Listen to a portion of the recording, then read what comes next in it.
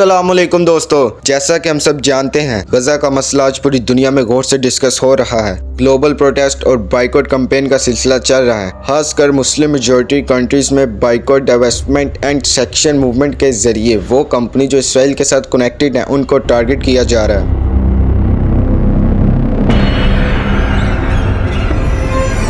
इस लिस्ट में McDonald, KFC, Coca Cola और डोमिनो भी शामिल है। जब से गजा में जंग स्टार्ट हुई, दुनिया ने सिर्फ सियासी नफरत ही नहीं देखी बल्कि इसने ग्लोबल बिजनेस को भी गहरा असर दिया। आज हम देखेंगे कैसे इन मशहूर ब्रांड को इस जंग के बाद बाइकॉट का सामना करना पड़ा।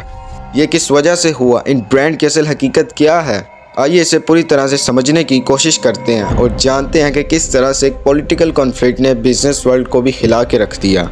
The burger chain became a target after photos and videos on social media showed franchise stores in Israel giving away thousands of free meals to the members of the Israeli military.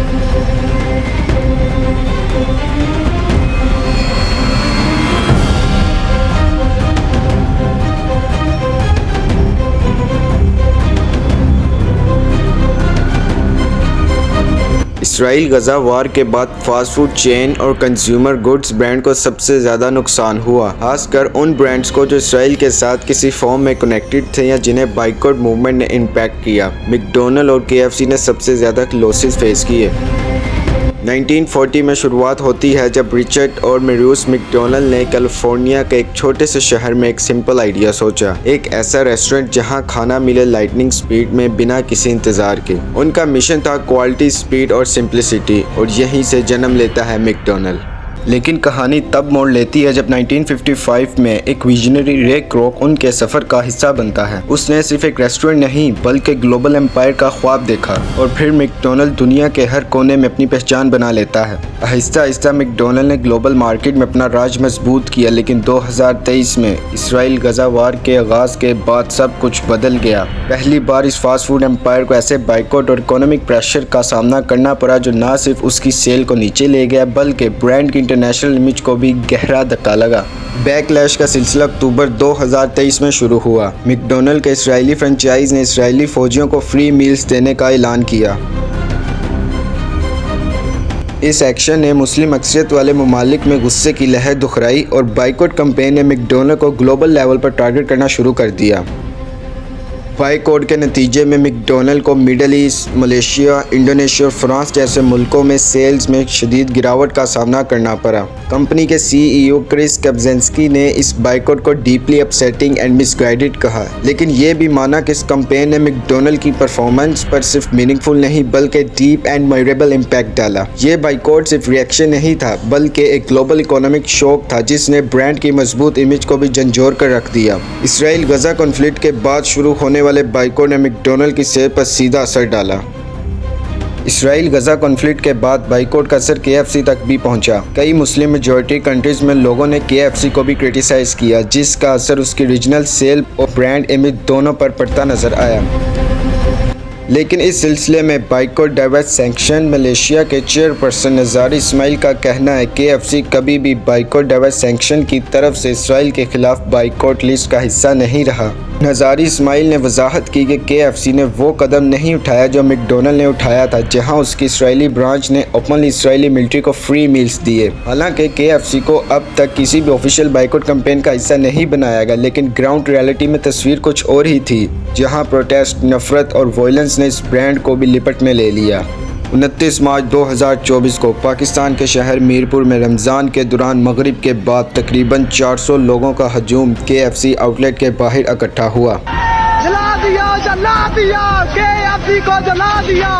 Protester ने anti Israel और pro फलस्तीन के नारे लगाए और फिर outlet पर हमला कर दिया। शीशे तोड़ दिए गए, फर्नीचर और इक्विपमेंट को नुकसान पहुंचाया गया और आखिर में आउटलेट को आग लगा दी गई। पुलिस ने 50 से ज़्यादा अफराद को गिरफ्तार किया, जबकि 9 पुलिस अफसरान भी पथराव में ज़ख्मी हुए।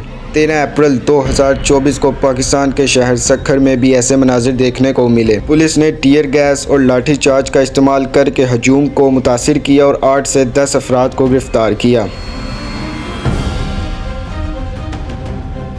8 अप्रैल 2025 को कराची के DHA में कुरंगी रोड पर भी यही मनाजर देखने को मिले, जिसमें तकरीबन 40 से 50 अफराद थे जो कि तहरीक लब्बैक पाकिस्तान के कारकुन थे। हथियार और पत्थरों के साथ KFC आउटलेट पर हमला करने लगे। उनका मकसद गजा में इसराइल के खिलाफ US पॉलिसीज़ के एहतजाज में अपना गुस्सा निकालना था। पुलिस ने फ़ौरन मौके पर पहुंचकर हालात को काबू में लिया और 10 अफराद को गिरफ्तार किया। DIG साउथ सैयद असद रज़ा के मुताबिक बाकी अफराद की तलाश जारी है और उनके खिलाफ कानूनी कार्रवाई की जा रही है।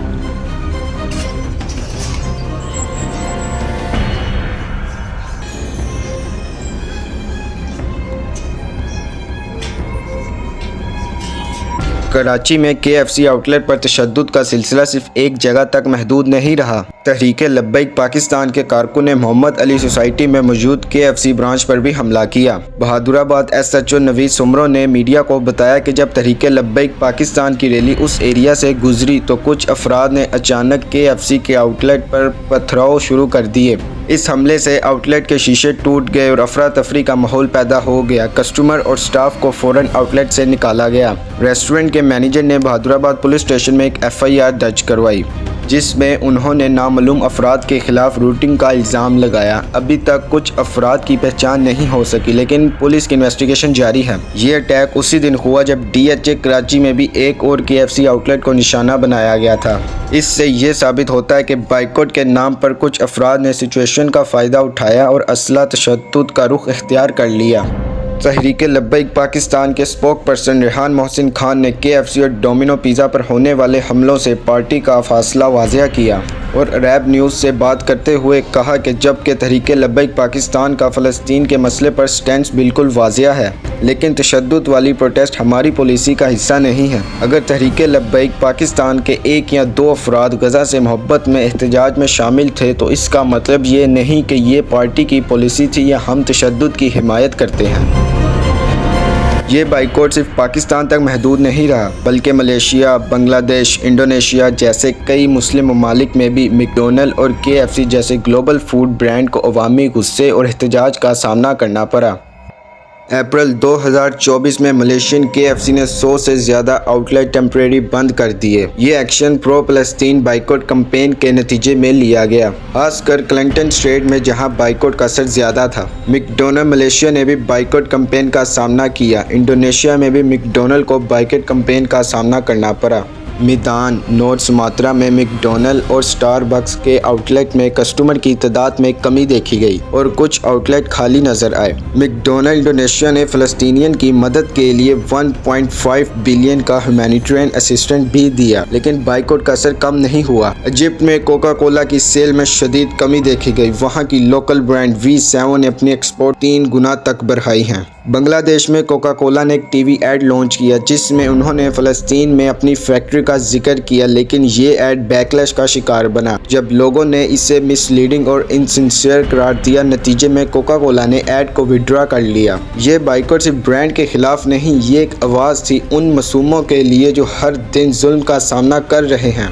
जब तक इंसानियत जिंदा है तब तक आवाज़ उठती रहेगी, चाहे वो एक बर्गर के अगेंस्ट हो या एक सिस्टम के।